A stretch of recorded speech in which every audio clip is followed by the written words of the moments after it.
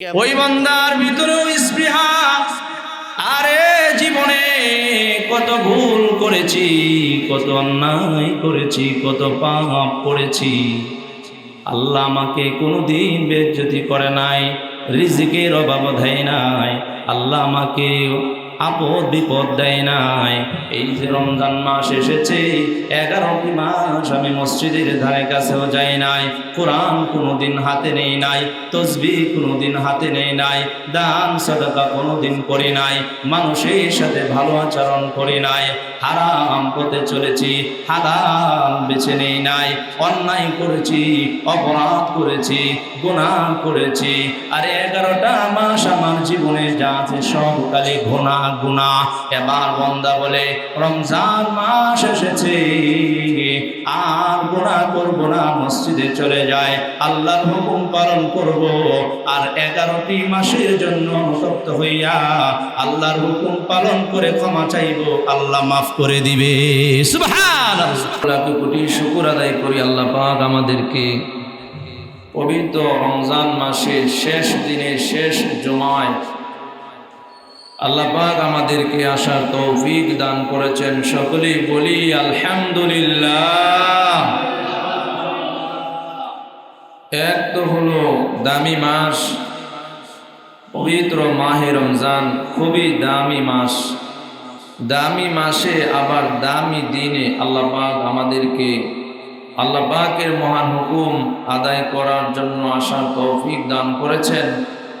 অবশ্যই আল্লাহ আমাদের উপর দয়া করেছেন। সকলেই বলি আলহামদুলিল্লাহ। আজকে একদিকে এই বছরে রমজান, পবিত্র মাহে রমজানের আজকে শেষ দিন, শেষ জুমার মাধ্যমে, শুক্রবারের মাধ্যমে এই পবিত্র মাহে রমজান শেষ হচ্ছে, ঠিক কিনা বলেন? আল্লাহ আমাদেরকে এই বছর যেমনি ভাবে রোজাগুলো আমরা পেয়েছি, আল্লাহ যেন আমাদেরকে আগামী বছরও পবিত্র মাহে রমজান পাওয়ার তৌফিক দান করুক। সকলেই বলি আমিন। সম্মানিত মুসল্লি কেরাম, পবিত্র মাহে রমজান শেষ হয়ে গেল, সূর্য যখন ডুবে যাবে এই বছরে রমজান মাস প্রথম শেষ। এখন হলো আমাদের হিসাবের সময়। আমরা কি করতে পেরেছি, কি করতে পারি নাই, আমার মালিককে কতটুকু খুশি করাইতে পেরেছি, আমি পবিত্র মাহে রমজান কিভাবে আমি পালন করেছি, আমার কি ত্রুটি বিচ্যুতি রয়েছে, বোঝাপড়ার সময় এখন। আল্লাহ পাক আমাদেরকে একটি মাস দিয়েছিলেন, ইবাদতের মৌসুম, যেই মাসে সামান্য ইবাদত করলে অন্য মাসের বহু ইবাদতের সমানের সওয়াব পাওয়া যায়। বলে সুবহানাল্লাহ। এই মাসে একটি ফরজ আদায় করেছি তো অন্যান্য মাসের 70টি ফরজের সমতুল্য সওয়াব। বলে সুবহানাল্লাহ। প্রতিটি নেকের ভিতরে বহু বহু গুণ বৃদ্ধি। আল্লাহ পাক আমাদেরকে যে সুযোগ দিয়েছিলেন, এই সুযোগ আমরা কতটুকু কাজে লাগাইতে পেরেছি, এটাই এখন আমাদের ভাবার বিষয়, চিন্তার বিষয়। আল্লাহ যে মৌসুম দিয়েছিল, যেমনি ভাবে মানুষ ব্যবসা বাণিজ্য করে, এই যে বাণিজ্য মেলা হয় এক মাস বা যে কয়েকদিনই হয়, যখন শেষ হয়ে যায় তখন তারা হিসাবে লেগে যায় যে এই মেলায় আমি কত টাকা কামাই করতে পেরেছি। কথা বলতে ঠিক কিনা? আমাদেরও এখন হিসাবের সময়।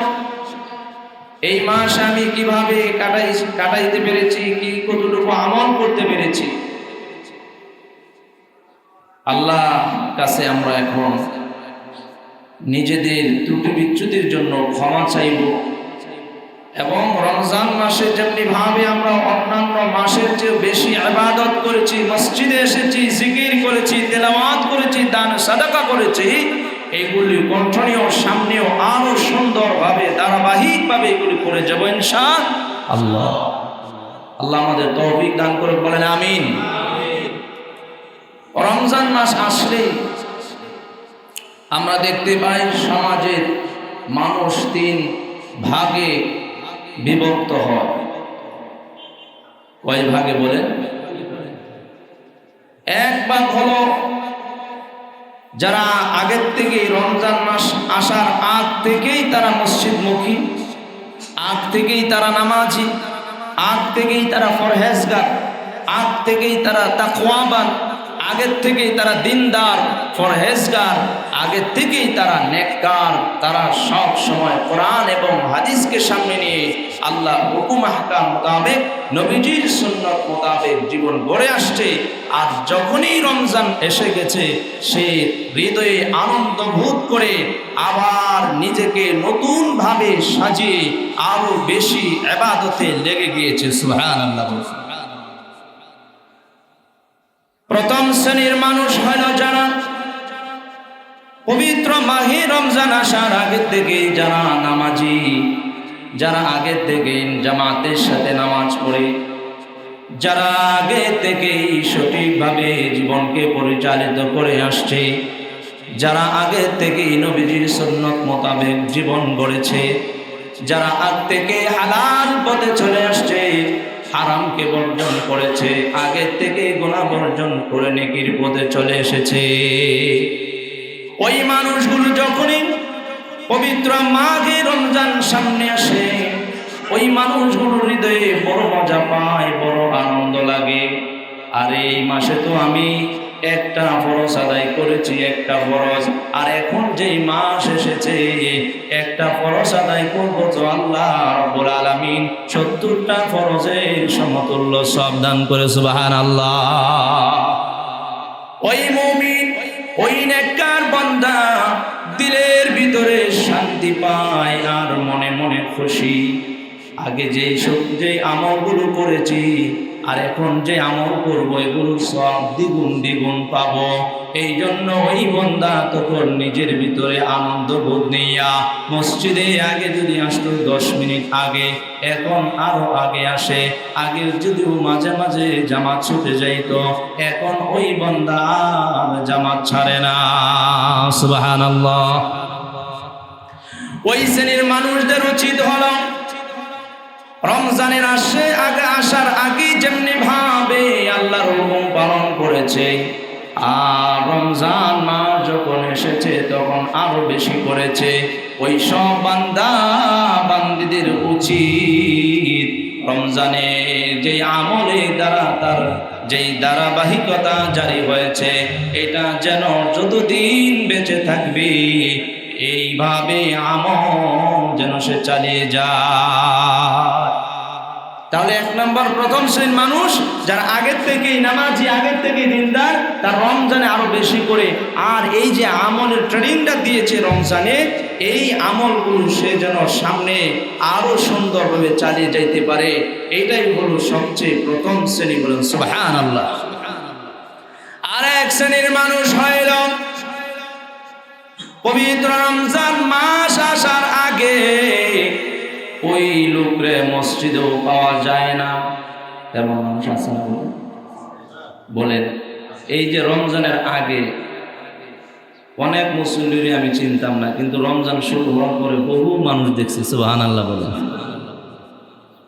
ফজরের নামাজে 1.5-2 কাতার হইতেই কষ্ট হয়, আর রমজানে দেখছি শুরুতে বাপরে বাপ 2 তালা তো ভরছে, নিচ তালাও। সুবহানাল্লাহ। বলেন, ওই বান্দার ভিতরেও স্পৃহা, আরে জীবনে কত ভুল করেছি, কত অন্যায় করেছি, কত পাপ করেছি, আল্লাহ আমাকে কোনোদিন বেইজ্জতি করে নাই, রিজিকের অভাব দেয় নাই, আল্লাহ আমাকে আপদ বিপদ দেয় নাই।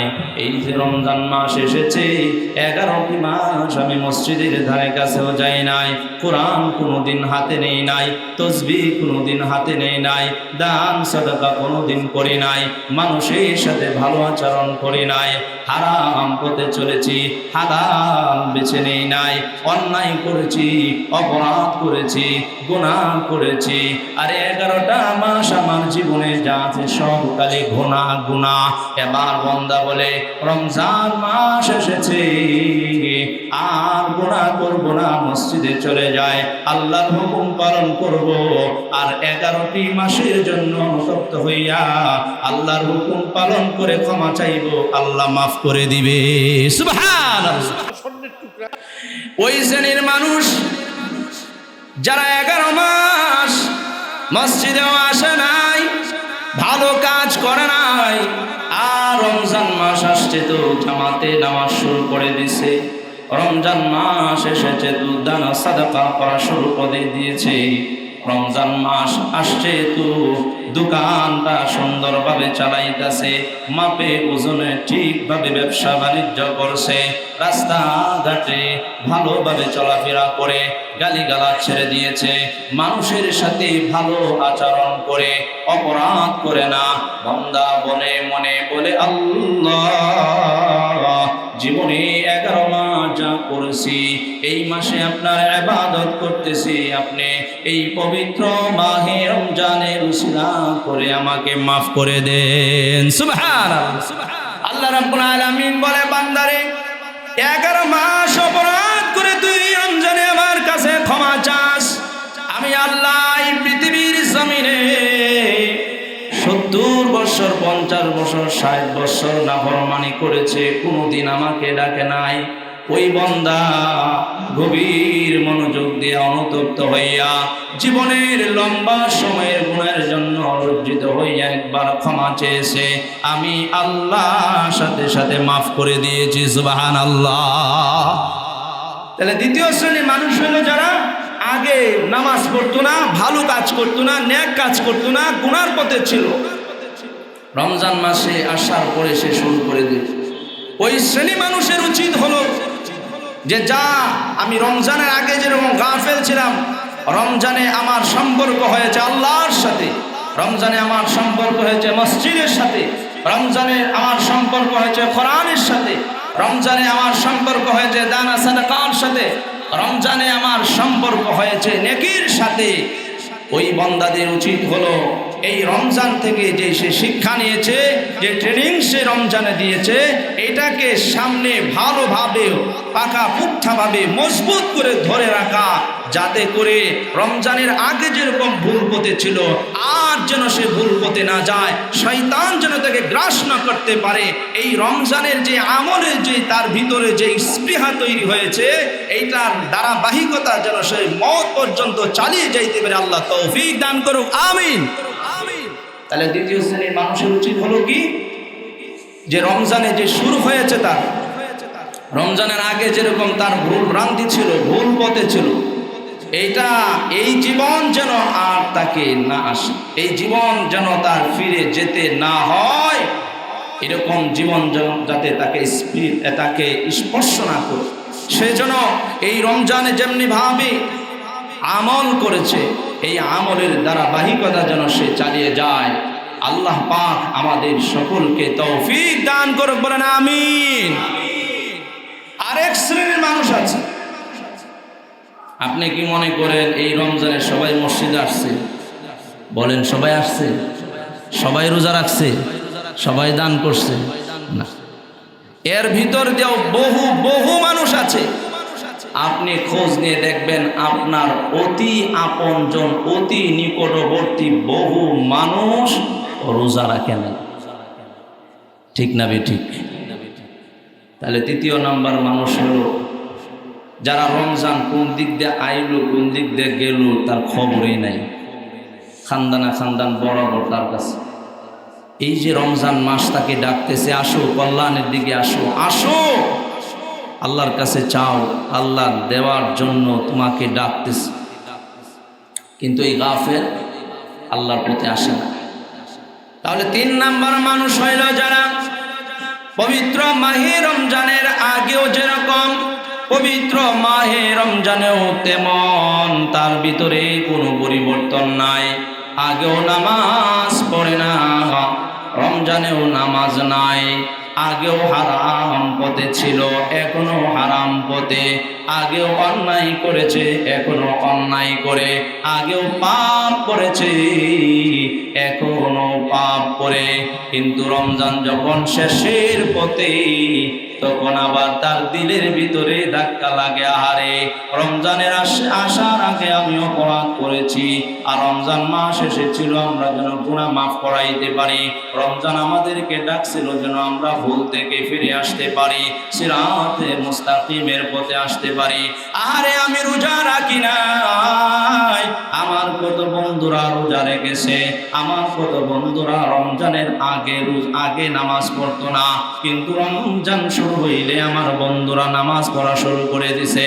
রমজান শুরু হওয়ার পর আমার বন্ধুর মাথায় টুপি শুরু হয়ে গেছে। রমজান শুরু হওয়ার পর আমার বন্ধু আর আগের মতো খারাপ কাজ করে না।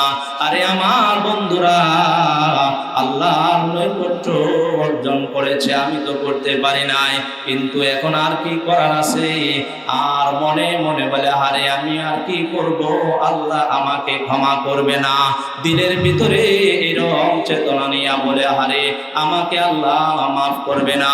রমজানে আমি গুনাহ মাফ করাইতে পারলাম না, আমার মতো হতভাগার কেউ নাই, আমার মতো অপরাধী কেউ নাই, আমার মতো পাপী আর কেউ নাই। এইভাবে যখন বান্দা বলে আর আফসোস করতে থাকে, আল্লাহ পাক বলেন, বান্দারে হতাশ হইও না, এখনো সময় শেষ হয় নাই, এখনো তোমার জীবন শেষ হয় নাই। আমি আল্লাহ যদি ইচ্ছা করি আগামী রমজান পর্যন্ত তোমাকে হায়াত দিতে পারি। সুবহানাল্লাহ। আল্লাহ রাব্বুল আলামিন বলেন, লা তাকুনাতু মির রাহমাতিল্লাহ, এ বান্দারা তোমরা আল্লাহর রহমত থেকে নিরাশ হয়ো না। সুবহানাল্লাহ। চিন্তা করে দেখেছেন, এরপরও আল্লাহ বলে তোমরা আমার রহমত থেকে নিরাশ হয়ো না। আল্লাহ রাব্বুল আলামিন বলেন, নাব্বি ইবাদি আন্নী আনাল গফুরুর রহিম। এ নবী, আপনি আমার বান্দা বান্দীদেরকে জানিয়ে দেন, নিশ্চয় আমি আল্লাহ অত্যন্ত ক্ষমাশীল, অত্যন্ত দয়ালু। সুবহানাল্লাহ। আরো জোরে বলেন সুবহানাল্লাহ। অত্যন্ত, নিশ্চয়ই অত্যন্ত ক্ষমাশীল এবং দয়ালু। সুবহানাল্লাহ। আল্লাহ পাক কোরআনে কারিমে অন্য জায়গায় বলেন, কুল ইয়া ইবাদিয়াল্লাযীনা আসরাফু আলা আনফুসিহিম লা তাগনাতু মিন রাহমাতিল্লাহ। ওখানে আল্লাহ পাক কি সুন্দরভাবে ডাক দিয়েছেন, কুল ইয়া ইবাদিয়াল্লাযীনা আসরাফু, হে আমার বান্দা বান্দীরা, আমার বান্দাদেরকে আমার বান্দা বলে আল্লাহ পাক বলেন, নবী আমার বান্দাদেরকে জানিয়ে দে, যারা নিজের উপর জুলুম করেছে, নফসের উপর জুলুম করেছে, যারা নাফরমানি করেছে, পবিত্র রমজান মাসে অপরাধ ছাড়ে নাই, অপরাধ করেছে, এই সব বান্দা বান্দীদেরকেও আল্লাহ বলে এরা আমার বান্দা। সুবহানাল্লাহ।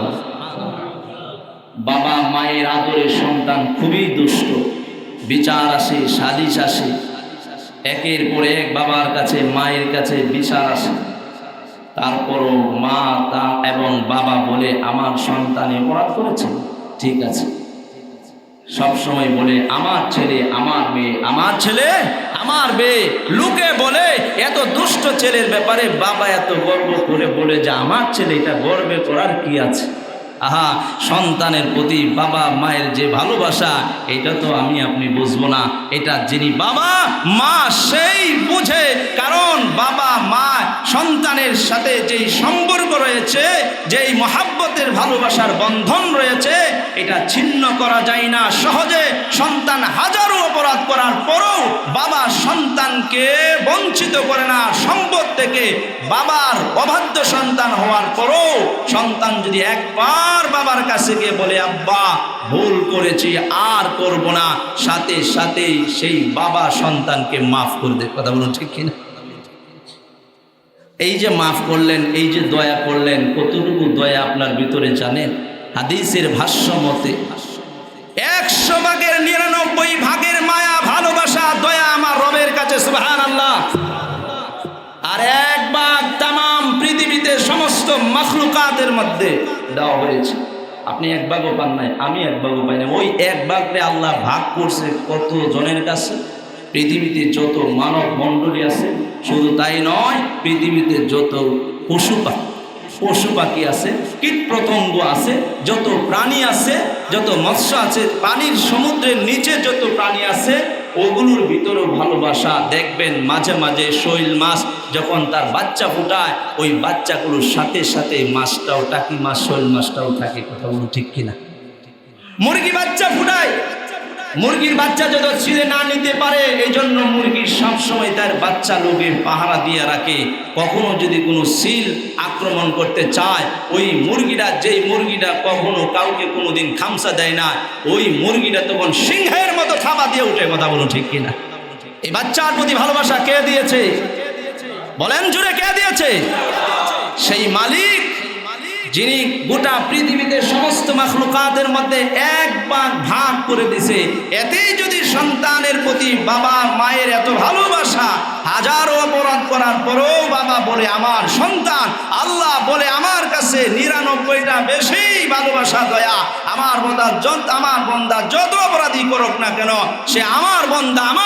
বলেন সুবহানাল্লাহ। এই জন্য আমাদের উচিত হবে আমাদের জীবনের গুনাহের জন্য অনুতপ্ত হয়ে, লজ্জিত হয়ে এখনো সময় আছে, আল্লাহর কাছে ক্ষমা চাই। যারা রোজা রাখতে পারি নাই, যারা সঠিকভাবে এই রমজান মাসটা চালাইতে পারি নাই, আমাদের উচিত হবে অন্তত এখন থেকেই তওবা ইস্তেগফার পাঠ করা, যে আল্লাহ আমার ভুলের জন্য মাফ করে দেন, আমি আর জীবনে আর ভুল করব না। আল্লাহ পাকের ঘোষণা, বান্দা তুমি নিরাশ হয়ো না, তুমি আমাকে ডাক দিবে। তুমি চাও, তুমি আমার কাছে চাও, কি লাগবে, তুমি চাইতে দেরি করবে তো আমি মালিক তোমাকে দিতে দেরি করি না। সুবহানাল্লাহ। এর চেয়ে আর কি হতে পারে? কিন্তু আমাদের এই জাতি, আমাদের হুঁশ নাই, আমরা অপরাধের মধ্যে জড়িত হয়ে আছি। আর আল্লাহ আমাদেরকে মাফের জন্য, ক্ষমা করার জন্য ডাকতেছে, ওসিলা খুঁজতেছে। এই জন্য প্রিয় ভাইরা আমার, রমজান যেহেতু শেষ হয়ে গেল, আমাদের উচিত হবে যারা আমরা ওই প্রথম শ্রেণীর, যারা মনে আছে তো প্রথম শ্রেণী কারা? যারা আগের থেকেই নামাজি, আগের থেকেই দিনদার, আগের থেকেই তাকওয়াবান, তাদের রমজান আসার পরে তারা আরো আমলের প্রতি কি হয়েছে? আমল বাড়িয়ে দিয়েছে। তাদের উচিত হলো ওইভাবে আমলটাকে ধরে রাখা। দ্বিতীয় শ্রেণীর যারা আগে নামাজ পড়তো না, আমল করতো না, রমজান আসার পরে সে আমলে লেগে গেছে, তাদের উচিত হলো ওই আমলের ধারাবাহিকতাটা ধরে রাখা এবং সামনে আরো বেশি আমল করার চেষ্টা করা।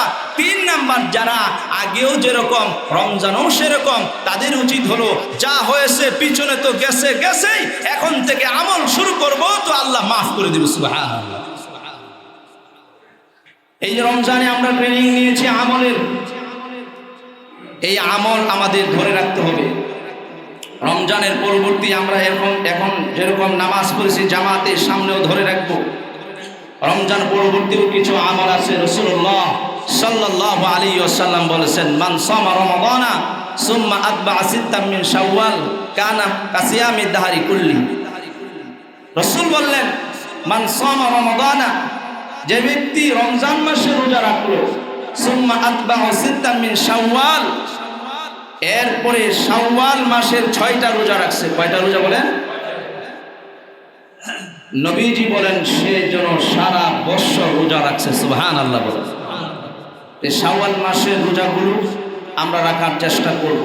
আমরা পুরা শাওয়াল মাসে 6টা রোজা আমরা একসাথেও রাখতে পারি, ভেঙ্গে রাখতে পারি, তবে ভেঙ্গে রাখাই উত্তম। ঈদের পরের দিনও রাখতে পারেন, এর 2 দিন পরে বিরতি দিয়ে আবার রাখেন, অথবা একসাথে 2টা রাখলেন, 2 দিন বিরতি দিলেন, এরপরে রাখলেন, 3টা একসাথে রাখলেন, বিরতি দিয়ে আবার রাখলেন।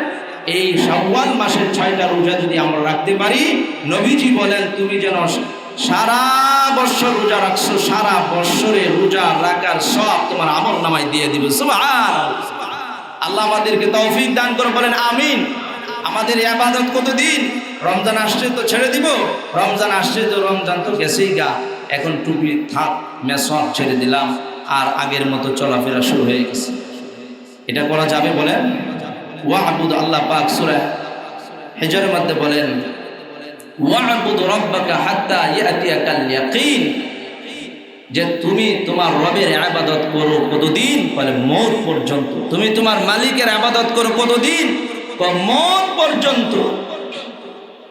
একদম মৃত্যুর আগ পর্যন্ত আমাদেরকে আল্লাহর হুকুম পথে চলতে হবে। আল্লাহ আমাদেরকে তৌফিক দান করে, বলেন আমিন। কিন্তু রমজান মাসে তো শয়তান বাধা ছিল না বলেন? রমজান মাস যখন চলে গেছে, এখন কিন্তু এই যে আজকে সূর্য ডুবার পরে শয়তান নামে যাবে মাঠে। তাদের আর এই একটা মাসের যে বাধা ছিল, এই যে যন্ত্রণা, তাদের যে কষ্ট, মনে করেন 1 মাস তারা বসে আছে না, 1 মাস ফিকির করছে কেমনে আপনার ধরবে। এই যে মসজিদে আসছেন, ফিকির সে করে রাখছে, খালি সূর্য ডুবার পড়তেই শুরু করে দিব। তাই তো দেখা যায় যে এই লোকটা মসজিদে আসছে, এই লোকটা ঈদের দিন গান বাজনা করে। কথা বলুন ঠিক কিনা? আর জুড়ে বললেন না? তাই তো দেখা যায় যে এই লোকটা রোজা রাখছে, রোজার দিন টিভি বন্ধ রাখছে। ওরে আল্লাহ, ঈদুল ফিতরের দিন জামাতে জামাত শেষ করে সারার পরে গরব গিয়া ঢোল বাজানো শুরু করে দিছে, ডিজে গান শুরু করে দিছে। বলেন কিনা? হয় কিনা বলেন? ঈদের ছুটিতে, এই পবিত্র ঈদের বন্ধে যে ডিজে গান, যে শব্দ হয়, ওরে সুবহানাল্লাহ, রাস্তাঘাট কাঁপতে থাকে। কথা বলুন ঠিক কিনা? বুঝতে হবে ওই যে শয়তানের টার্গেটে উনি আছে, তারা ধরে ফেলছে। কি কোন আমাদেরকে ধরতে পারবে? বলেন ধরতে পারবে? তাহলে বুঝবো কেমনে? যদি দেখি যে ঈদের পরে আমি খারাপ কাজ করি নাই, তাহলে বোঝা যাবে যে শয়তান আমাকে ধরতে পারে না। আর যদি আমি অন্যায় করি, তাহলে বোঝা যাবে যে শয়তান আমারে টার্গেট করে রাখছিল, ধরেই ফেলছে। আমি এখন শয়তানের তত্ত্বাবধানে আছি, শয়তানের আওতাধীনে আছি। শয়তান কেমন?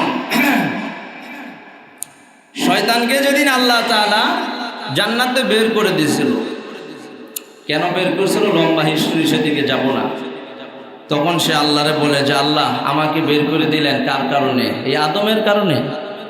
এই মাটি দিয়ে বানাইছেন, এই জাতের কারণে এদেরকে আমি সিজদা দিছি না, এর কারণে আপনি বাইর করে দিলেন। আর আপনি এদেরকে এত সুন্দর করে নিজ হাতে বানাইলেন, এত প্রেম ভালোবাসা এদের প্রতি, এত মায়া। আবার এদের জন্য জান্নাতের ডেকোরেশন চলতেছে, জান্নাতের এত নাজ নেয়ামত এদের জন্যে, আর এদের কারণে আমি এই বঞ্চিত হইলাম। আল্লাহ, আমিও রেডি হইতেছি। আল্লাহ বলে, তোর কি লাগবে? আমার কিছু চাওয়া পাওয়া আছে। ঠিক আছে, আপনি আমাকে বের করে দিয়েছেন, কিন্তু আমার কয়েকটা দাবি মেনে নেন। তো বলে, বল কি কি দাবি? এই সূরার ভিতরে শয়তান কি বলছিল? আল্লাহকে বলে, قال رب فأنظرني إلى يوم يبعثون। ও আল্লাহ, আপনি আমাকে হায়াত দেন কিয়ামত পর্যন্ত। কতদিন? বলে কিয়ামত পর্যন্ত। কত বড় ইবলিস দেখেন, হায়াত কতদিন চাইছে? কয় পুনরুত্থান দিবস পর্যন্ত হায়াত দেন। আল্লাহ জবাব দেন, قال فإنك من المنظرين।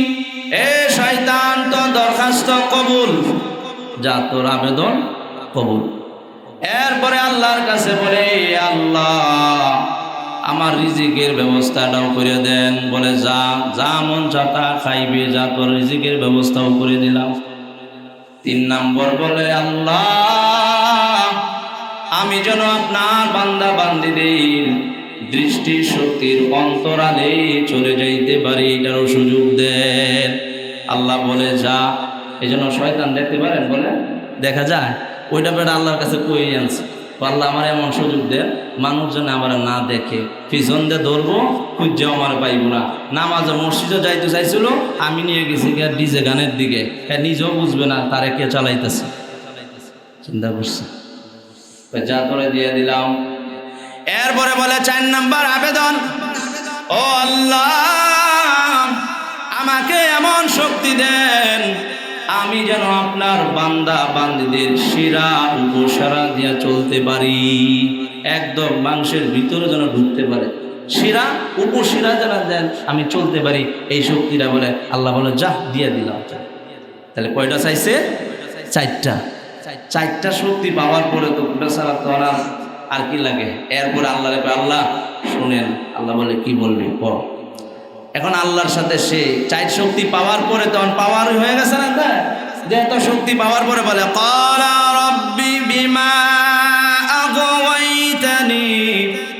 লাউযাইনান্না লাহুম ফিল আরদি ওয়া লাউগওয়িয়ান্নাহুম আজমাইন।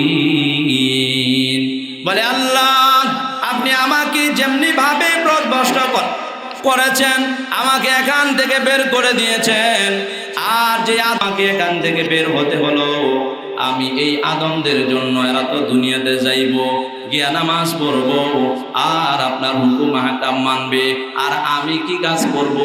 পথে ঘাটে বৈশা বৈশা দুনিয়াটা এত সুন্দর করে সাজায়া দিব, গুনার আসবাবপত্র সুন্দর করে সাজায়া দিব, মসজিদে তো যাইব দূরের কথা, সিনেমা দেখতে দেখতে তার জীবন পার হয়ে যাবে। তাহলে শয়তানে বলেই আপনি আমার করছেন, আর এগোরে সবগুলোরে আমি শেষ করে দিব। তবে সে আবার বুদ্ধিমান তো বলে কি, ইল্লা ইবাদাকা মিনহুমুল মুখলাসিন, তবে যেগুলো পাক্কা ইমানদার, পাক্কা নামাজি, এইগুলিরে আমি পারতাম না। যেটি খাঁটি এইগুলিরে আমি আবার পারবো না। যেটি সামান্য, এই যে রমজান শুরু হয়েছে, আইছে আর রমজান শেষ, নামাজ ছেড়ে দিব, এইগুলিরে আমি সাইজ করলাম, একবারে জাহান্নামের নিচে নিয়ে যাও। বলেন নাউজুবিল্লাহ। আল্লাহ পাক বলেন, তোর কথা শেষ হয়েছে? হ্যাঁ। রব্বুল আলামিন বলেন, ইন্না ইবাদি লাইসা লাকা আলাইহিম সুলতানুন ইল্লা মান ইত্তাবাআকা মিনাল গাওয়িন। এ শয়তান, মনে রাখ, ভালো করে মনে রাখ, আমার নামাজি বান্দাদেরকে, আমার দিনদার বান্দাদেরকে, আমার নেককার বান্দাদের উপর তোর মাতবরি চলবে না, তোর বাদশাহী চলবে না, তোর হুকুম চলবে না। তবে যারা তোর কথাই চলবে, যারা পথভ্রষ্ট, এরাই তোর কথা চলবে, আর এদেরকেই তুই এদিক সেদিক নিতে পারবি। আর মনে রাখ, তোর কথায় যারা চলবে, তোর পথে যারা চলবে, এইগুলোর জন্য জাহান্নামের অঙ্গীকার রয়েছে। বলেন নাউজুবিল্লাহ। তাহলে আমাদেরকে শয়তান কাদেরকে ধরতে পারবে বুঝাই ফেলবেন, এই ঈদের পর থেকে আপনি বুঝতে পারবেন। যদি আপনি মনে করেন যে আমল আপনার কাছ থেকে ছুটে গেছে, তাহলে ধরে নিবেন যে শয়তান আপনাকে ধরে ফেলছে। আল্লাহ আমাদেরকে হেফাজত করে, বলেন আমিন। শয়তান থেকে বাঁচার জন্য আল্লাহর কাছে আমরা দোয়া করব। আল্লাহ পাক বলছেন যে তোমরা যখন কোরআন তেলাওয়াত করো তখন কি করো? শয়তান থেকে পানাহ চাও আমার কাছে। আল্লাহর কাছে আমরা চাইবো, আল্লাহুম্মা ইন্নী আউযু বিকা মিন হামাযাতিশ শায়াতিন।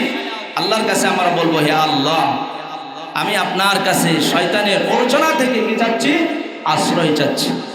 আল্লাহর কাছে আমরা এইভাবে ক্ষমা আল্লাহর কাছে চাইবো। আল্লাহ আমাদেরকে শয়তানের চক্রান্ত থেকে, ষড়যন্ত্র থেকে আমাদেরকে হেফাজত করে। বলেন আমিন। প্রিয় ভাইরা আমার, আগামীকালকে পবিত্র ঈদুল ফিতর ইনশাআল্লাহ পালিত হবে। আমরা সকলে আগে আগে চলে আসবো, শেষ সময় আসবো না, যেহেতু কিছু কথাও হয়তো আলোচনা